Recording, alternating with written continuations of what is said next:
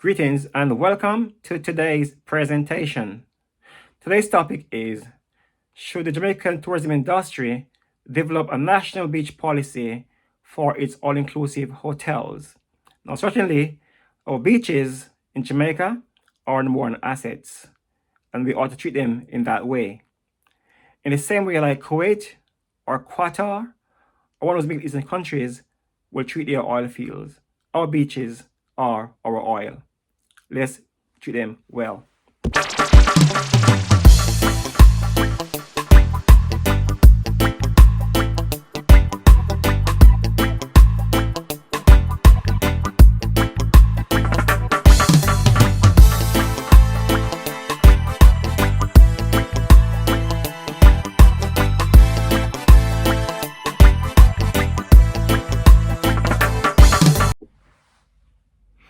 Greetings. Welcome to part 5 of my series titled The Pastor Edwards US $25 billion Ecotourism Program, attracting an extra 10 million visitors to Jamaica each year, employing 300,000 Jamaicans, earning an extra US 10 billion each year for the country's GDP. Today's subjects are: 1. Jamaica needs a national beach policy. 2. The government should map out all the vacant public beach land in Jamaica. And 3, there should be a limit on how much beach land a hotel should have.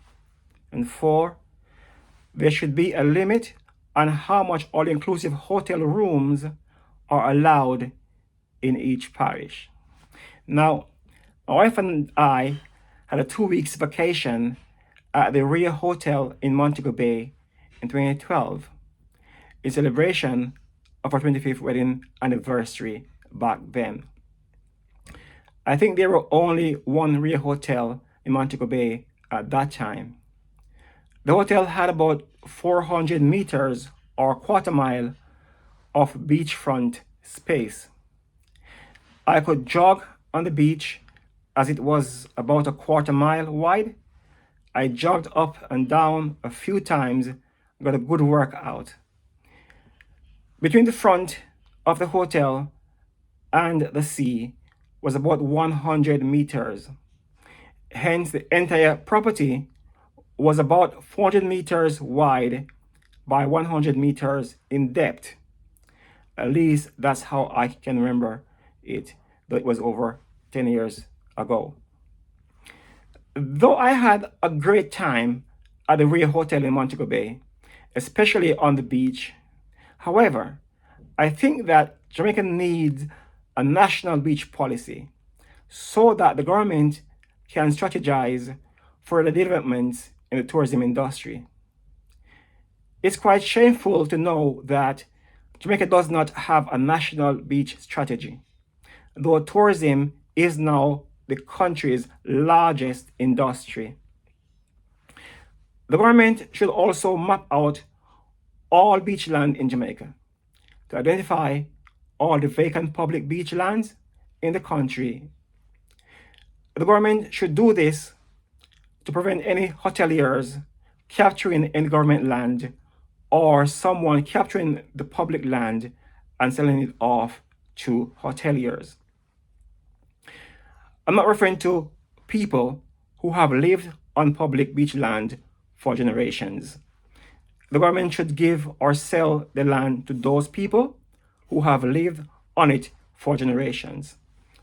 We could do it through LAMP program or similar programs that the government have in place in Jamaica, etc. The government of Jamaica needs to stop allowing 400 meters or quarter mile width of beach land to one hotel.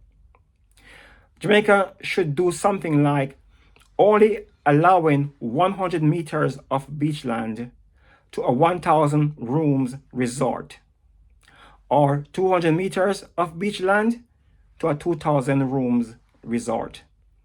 This way, the country can preserve more beach land for public beaches and for future hoteliers. The 400 meters that the hotels may need should be from the road to the sea, not along the beach. This way, we will preserve more of our prime beach lands for public beaches.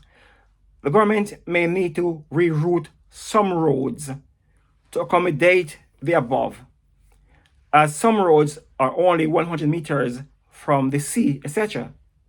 Some roads may need to be rerouted 400 meters or quarter mile from the sea, where there are all-inclusive hotels development.